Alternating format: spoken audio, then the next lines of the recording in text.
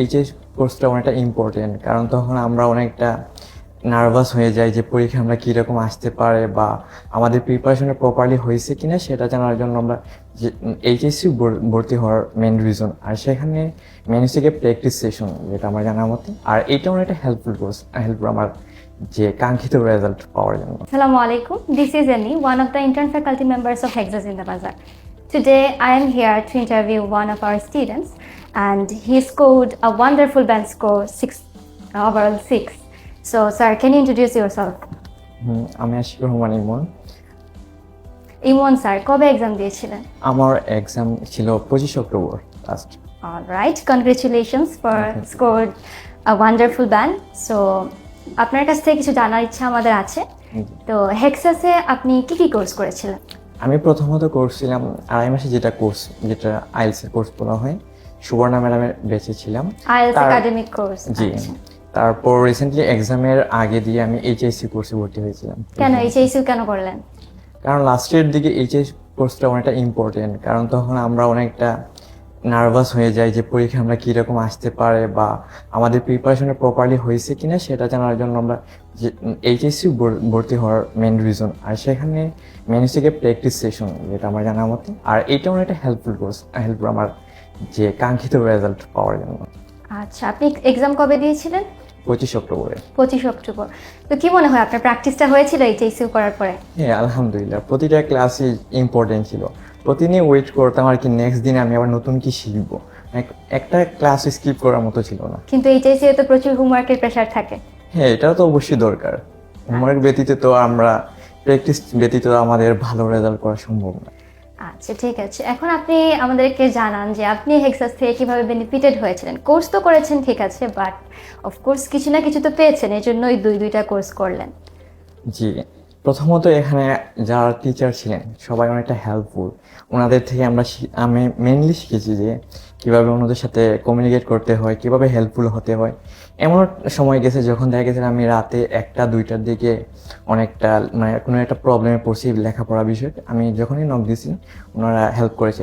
Even যখন এক্সামের আগের দিকে তখন আমি একটা নার্ভাস ছিলাম যে কীভাবে কী করবো। তখন আমি আমার এইচএসসিও ব্যাচের যে শিক্ষকরা আছেন ওনাদেরকে আমি নক দিলাম। ওনারা অলওয়েজ আমাকে কনফিডেন্স দিয়েছেন এবং বলছে যে আপনি ভয় পাবেন না, আপনি খুব একটা ভালো রেজাল্ট করবেন ইনশাল্লাহ।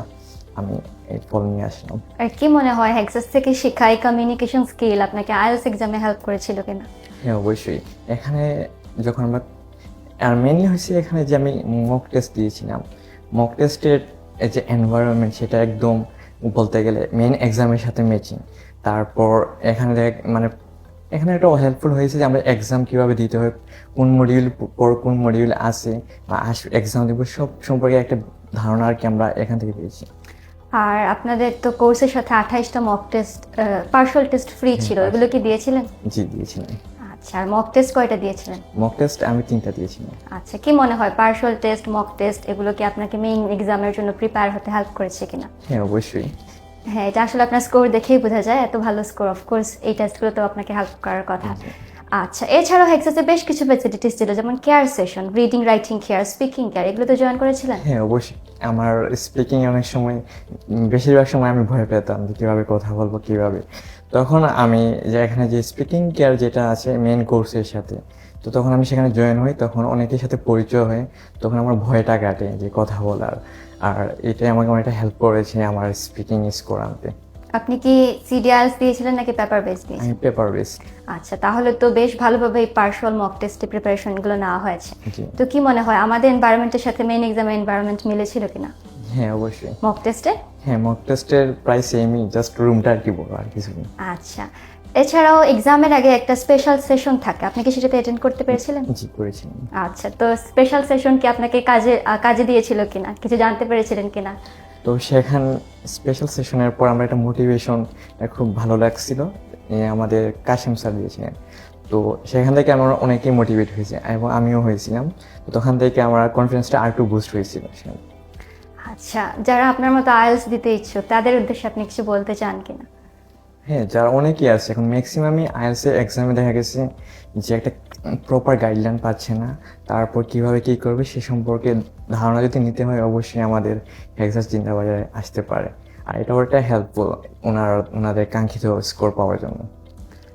একটা বিষয় অন্তত বলেন যেটা হচ্ছে গিয়ে হেক্সাস আপনাকে খুব বেশি মোটিভেট করেছিল আইএলস এক্সামের জন্য, হেক্সাস থেকে।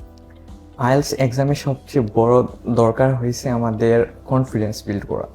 এটা অবশ্যই আমি বলবো যে আমি হেক্সাস ইন্টারভিউ থেকে পেয়েছি। কারণ প্রতিটা টিচার আমাকে হেল্প করছে, যে কি আমি যখন দেখা গেছে যে ভেঙে পড়ছি তখনই আমাকে ওনারা মোটিভেট করছে। আচ্ছা, হেক্সাসের পরিবেশ নিয়ে কি বলতে চান? ক্লাসরুমের পরিবেশ এছাড়া হচ্ছে গিয়ে বাকি সব কিছু মিলিয়ে। সবগুলোই ঠিক আছে, এনভায়রনমেন্টটা খুবই ভালো লাগছে, এখানে অনেকটা ডিসিপ্লিনের মধ্যে আছে। আচ্ছা, বেশ ভালো স্কোর করলেন, এখন আপনার প্ল্যান কি? ইনশাআল্লাহ আল্লাহর যদি আমার উপরে তাকান তাহলে আমার ইচ্ছা আছে অস্ট্রেলিয়াতে যাওয়ার। Wishing you a very best of luck, আপনার ইচ্ছাগুলো পূরণ হোক, and again congratulations for scoring a good score, and হেক্সাসের পাশে থাকার জন্য ধন্যবাদ, আর হচ্ছে গিয়ে আমাদেরকে সময় দেওয়ার জন্য ধন্যবাদ স্যার। আসসালামু আলাইকুম। ওয়ালাইকুম আসসালাম।